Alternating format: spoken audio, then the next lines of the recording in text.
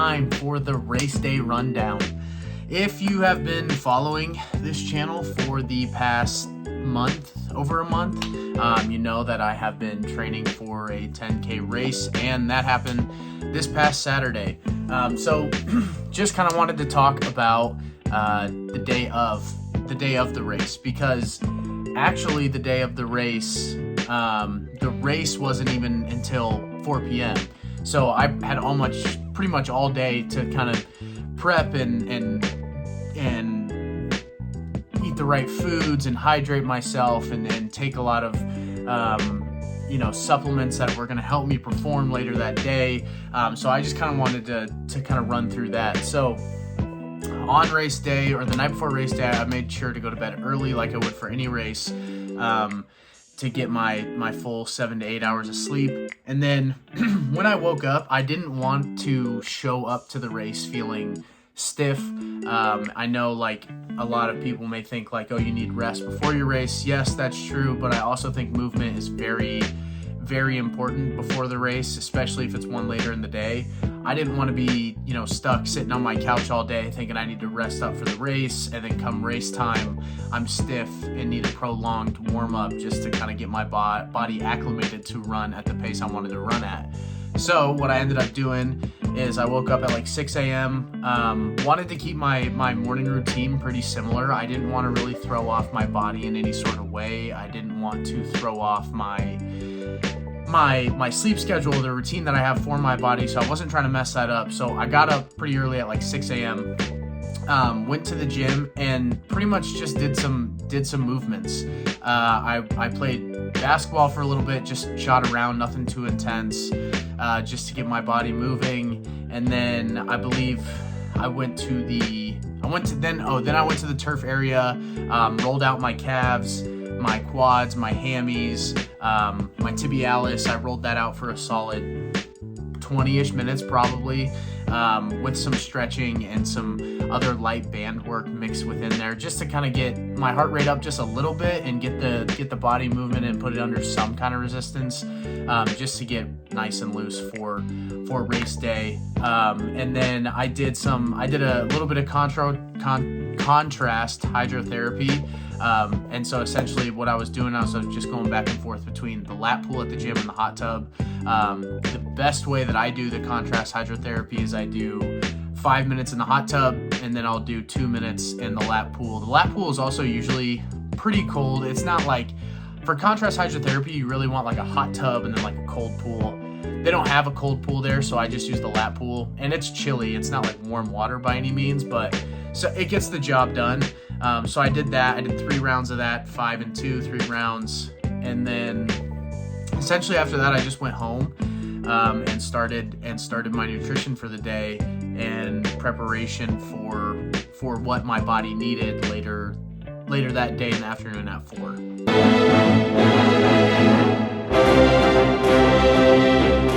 Okay, so now I want to dive into my nutrition for the day, because this was, I would say, the most important part when coming up on race time, since I had such a long time before when I woke up till the race actually started. I knew that I had plenty of time to hydrate myself, get my carbs in, all that stuff. So just a kind of a brief rundown of what my nutrition goals for that day were. Is I was really focused on carbs and electrolytes. Like, that was the main thing I wanted to get.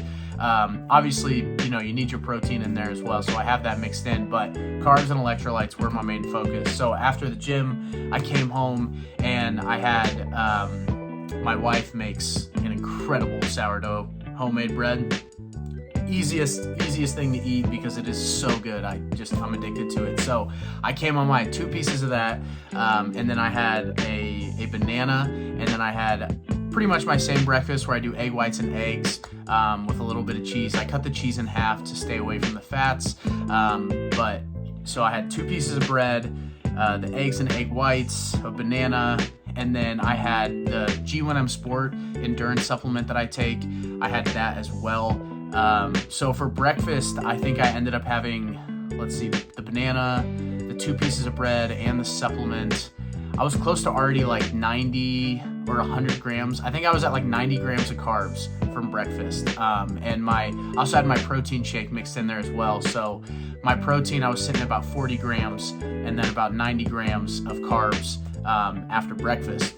When lunch came around, and again, trying to stay heavy on carbs. So I had another G1M Sport supplement, that's another 20 grams, so now I'm at 110. I had another banana, about another 20 grams, so now I'm at 130 grams of carbs. I had another piece of bread, which that's like 30 grams for the slices that I was cutting. So now I'm at like 150 grams of carbs. And then I ended up having a cheeseburger and then my electrolyte and creatine mix drink. So again, more potassium, more sodium, more carbs is what I was really trying to load up on. So now we're at like 150 grams of carbs, 160 grams of carbs about, and it's not even the afternoon yet. And so I was sitting in a really good spot of where I wanted to be on my carb and electrolyte count, because again, I'm trying to get that as high as I can before the race. Well, not as high as I can, but I'm trying to maintain a high level of that. And then that brings us to the actual race. So I brought about 4 things with me for my nutrition right before my race, and then 1 thing during my race. So everything I brought was I brought 2 Hammer Gels, espresso flavored, and then I brought another serving of the G1M Sport electrolyte and carbs supplement, and then I brought a pre-workout shake and then a bottle of Celtic sea salt and water. And so basically the breakdown of the race nutrition is that I started walking around a little bit right when we got there, about an hour before.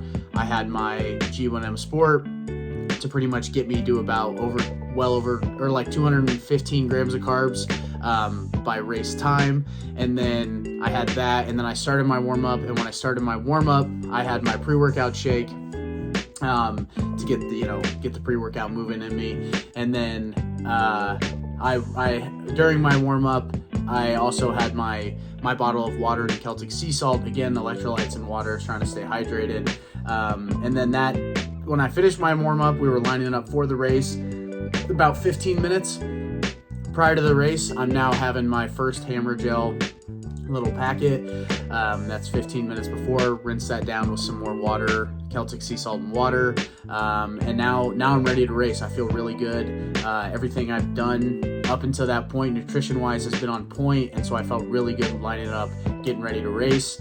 And then during the race, the only thing I had was just 1 more Hammer Gel that I hit at like mile 4, a little bit before mile 4, and that got me feeling right again. That's probably a little bit of placebo effect, but I felt it kind of instantly, and I just kind of turned it on after that. So nutrition-wise, my day was really good. I hit all those goals that I wanted to hit, and I think that's a huge reason why I felt so good come race day or race time, and that's why I beat the goal that I wanted to hit. So nutrition, very important on race day, and I'm glad that I was able to execute it the way I was. If you have any questions on the nutrition portion of this or why I did what I did, just let me know, drop them down below. But that was the nutrition for the day.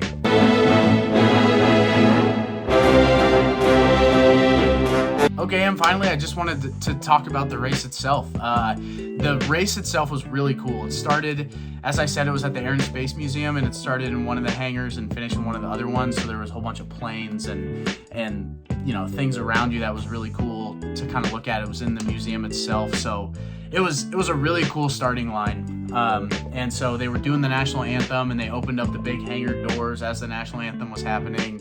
So it was cool, a very well executed race. There's a reason it was sold out with over 2,300 runners. It was a lot of fun.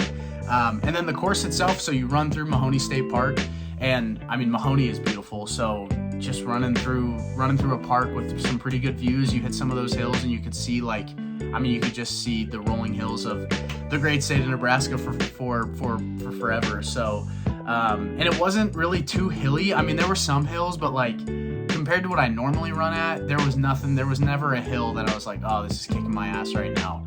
It was all pretty slow, gradual downhill, slow, gradual uphill. There was one little spot that was 2 pretty intense hills back to back, but they were super short, so they didn't really impact the time at all. Something I was really worried about, though, was the Midwest wind that I always talk about and complain about. It was gusting at like 30 miles per hour that day, but luckily enough, the way the wind was blowing and the way that the course was set up, it seemed like the wind was coming at you when you were running downhill and it was with you uphill, so it really didn't even have an effect on my race. There was maybe like one part where it just like smacked me in the face and I was like, oh, that wind sucks. But other than that, it felt really good. So I would say that out of all the races I've done, that was probably one of my favorite courses. Just the way it was laid out, the scenery. Yeah, it was great. And I mean, it helps when you beat your goal. As I said, I finished with a 46:30, and going in, I was just hoping to get 48 minutes, sub 48, and that would be like a 7:45 pace. And I was running at a 7:45 pace pretty consistently. It was actually a 7:40 pace for 4 miles. And you know, I took my gel around that 4 mile mark, and I was like, I feel way too good to not push myself for the past 2 miles. So I just kicked it into high gear for those last 2 miles, especially the last one. I think the mile 4 to 5, I hit at like a 7:20 pace, and then mile like 5 to 6, I was running at like a 7:10 pace. So yeah, it was a really good race day. It felt awesome. It was good to finish and beat my goal. So yeah, that's it for the 10K race. I appreciate y'all following me on this first part of the channel was the 10K race. Up next, I got a 10-mile race. I think I mentioned that I don't really have a goal for that. I just kind of want to do it. I think anything 8 minutes and under would be great. So if I can do that, that'd be fantastic. The real race that I'm training for is a 5K at the end of April.